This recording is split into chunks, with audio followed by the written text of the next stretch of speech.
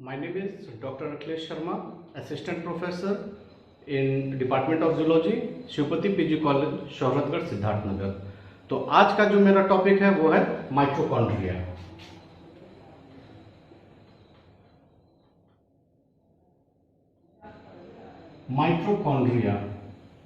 Mitochondria is also known as power house of cell. इसको power house of cell कहा जाता है क्योंकि इसमें एटीपी का फॉर्मेशन होता है। माइटोकॉन्ड्रिया जो है, mito means thread, mito means thread and chondrion means granule.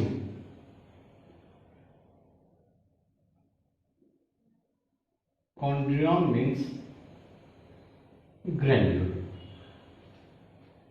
और जो ये माइटोकॉन्ड्रिया था, इसको फर्स्ट ऑफ ऑल ऑब्जर्व किए थे कोलिकर।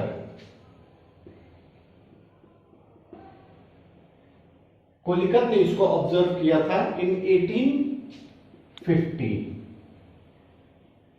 इन स्ट्रेटेड मसल,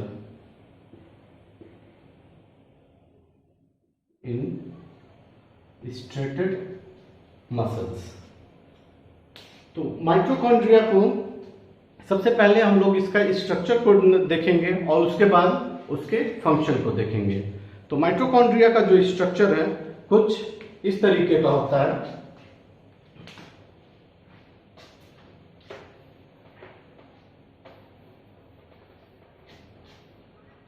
माइटोकॉन्ड्रिया जैसे कि हम लोग जानते हैं कि ये डबल मेम्ब्रेनस स्ट्रक्चर होता है। तो ये आउटर मेम्ब्रेन है माइटोकॉन्ड्रिया का, और ये उसका इनर मेम्ब्रेन है।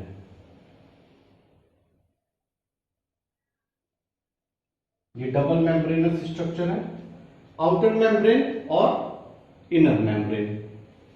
इस इनर मेम्ब्रेन में क्या होता है कि फोल्डिंग्स होते हैं,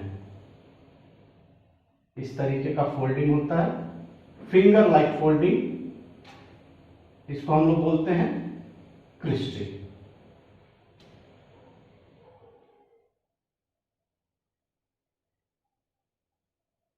ये जो क्रिस्टी होता है, ये इनर मेम्ब्रेन का सरफेस एरिया इंक्रीज कर देता है। ये माइटोकॉन्ड्रिया का स्ट्रक्चर हो गया। माइटोकॉन्ड्रिया का ये सबसे पहले outer membrane,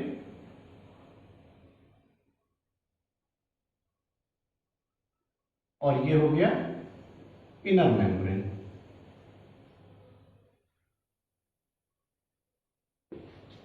outer membrane and inner membrane. और इसके अंदर ये जो होता है इसको बोलते हैं हम लोग मैट्रिक्स। मैट्रिक्स। और इसमें जो फिंगर लाइक प्रोजेक्शन है इसको हम लोग बोलते हैं क्रिस्टी।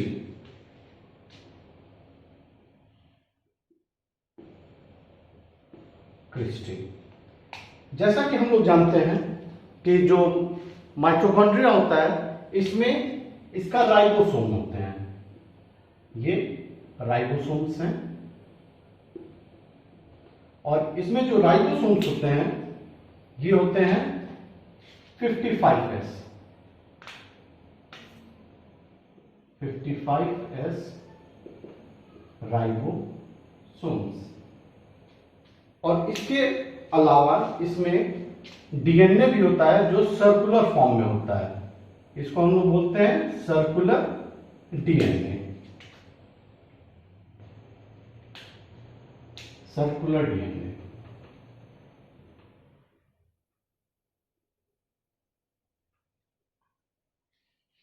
ये जो सर्कुलर डीएनए होता है ये मेनली रिस्पॉन्सिबल होता है मैटरनल कैरेक्टर को ट्रांसफर करने के लिए एक जनरेशन से दूसरे जनरेशन। मतलब मदर का जो भी कैरेक्टर होता है वो ये सर्कुलर डीएनए जो प्रेजेंट होता है माइटोकॉन्ड्रिया में उसके थ्रू ये ट्रांसफर होता है। इसका हम लोग जब ये आउटर मेम्ब्रेन देख रहे हैं, इसका जो आउटर मेम्ब्रेन होता है एक एक करके इसके उसको हम लोग देख लेते हैं कि क्या क्या कैरेक्टरिस्टिक्स होते हैं। आउटर मेम्ब्रेन जो होता है ये फ्रीली परमिएबल होता है, freely permeable, freely permeable to the different ions and molecules. और इसमें जो होता है वो होता है पोरीन्स। पोरीन्स की वजह से इसमें जो मॉलिक्यूल्स होते हैं और डिफरेंट जो आयंस होते हैं वो आराम से इससे पास हो जाते हैं। और इसमें कुछ इंपॉर्टेंट एंजाइम्स पाए जाते हैं आउटर मेम्ब्रेन में, जिसको बोलते हैं monoamine oxidase, monoamine oxidase.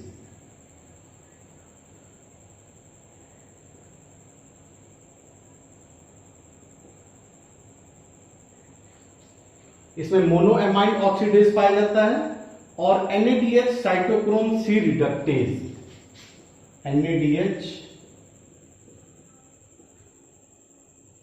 Cytochrome C reductase, ये एंजाइम पाया जाता है आउटर मेम्ब्रेन में।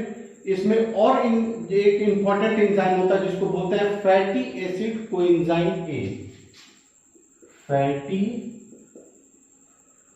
Acid coenzyme A ligase, fatty acid coenzyme A ligase, ये आउटर मेम्ब्रेन की खासियत है। इसके बाद इनर मेम्ब्रेन, जो इनर मेम्ब्रेन होता है, इनर मेम्ब्रेन में आप लोग ये देखिए कि जो इंपॉर्टेंट इसमें जो एंजाइम्स हैं, जैसे इंपॉर्टेंट एंजाइम्स वो हैं respiratory enzyme complex, respiratory enzyme complexes हैं, जिसमें कॉम्प्लेक्स 1 to 4 कॉम्प्लेक्सेस इसमें पाए जाते हैं, जो ETS में हेल्पफुल होता है। इसमें ATP सिंथेज एंजाइम होते हैं, ATP synthase enzymes and few transporters इसमें पाए जाते हैं।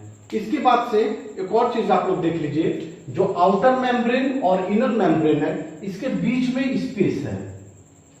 जो स्पेस होता है इसको बोलते हैं peri mitochondrial space, peri mitochondrial space.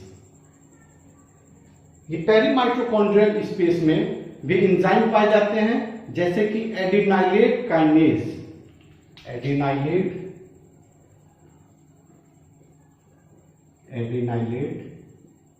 Kinase,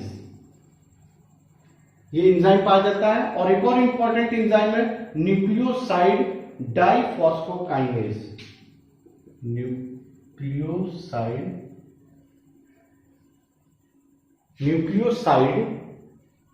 डाइफॉस्फोकाइनेज।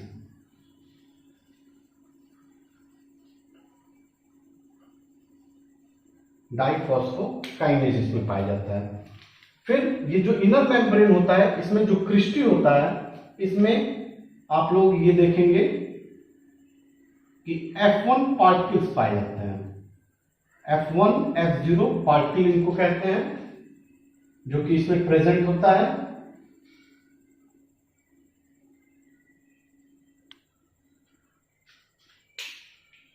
F1 F0 particle.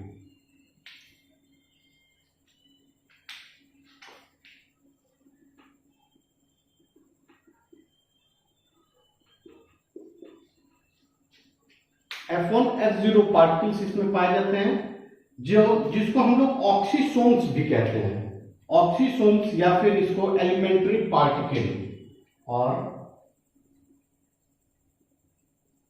Elementary particle और ऑक्सीसोम्स इसको कहते हैं।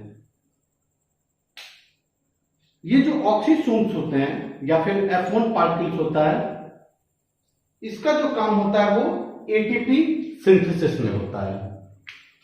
और इसके अलावा आप लोग ये देख लीजिए कि इसका जो मैट्रिक्स है ये बहुत इंपॉर्टेंट है। मैट्रिक्स जो माइटोकॉन्ड्रिया के अंदर ही होता है मैट्रिक्स, इस मैट्रिक्स में 100 ऑफ एंजाइम्स पाए जाते हैं। इसका मतलब इसमें बहुत ही ज्यादा एंजाइम्स पाए जाते हैं, जिसमें जो मेन एंजाइम है वो पायरुवेट डिहाइड्रोजिनेज कॉम्प्लेक्स है।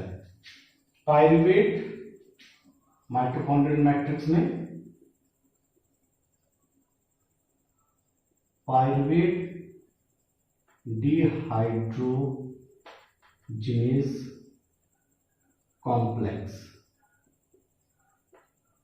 पायरुवेट डिहाइड्रोजिनेज कॉम्प्लेक्स पाया जाता है। इसके अलावा इसमें टीसीएस साइकिल के लिए एंजाइम्स पाए जाते हैं, टीसीएस साइकिल्स के लिए एंजाइम। फिर fatty acid beta oxidation enzyme,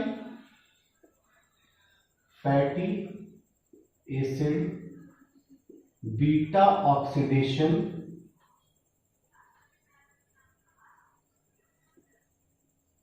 enzymes पाए जाते हैं। और इसमें अमीनो एसिड ऑक्सीडेशन एंजाइम पाए जाते हैं, अमीनो एसिड ऑक्सीडेशन एंजाइम्स इसमें पाए जाते हैं। और इसमें डीएनए और आरएनए भी पाया जाता है। इसमें इसके मैट्रिक्सेस में डीएनए और आरएनए भी पाया जाता है। तो ये जो है इसको हम कैप्शन इसका डाल सकते हैं, biochemical anatomy of mitochondria. Biochemical anatomy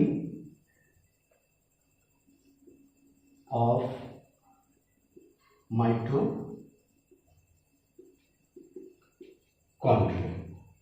तो ये पूरा स्ट्रक्चर है माइटोकॉन्ड्रिया का।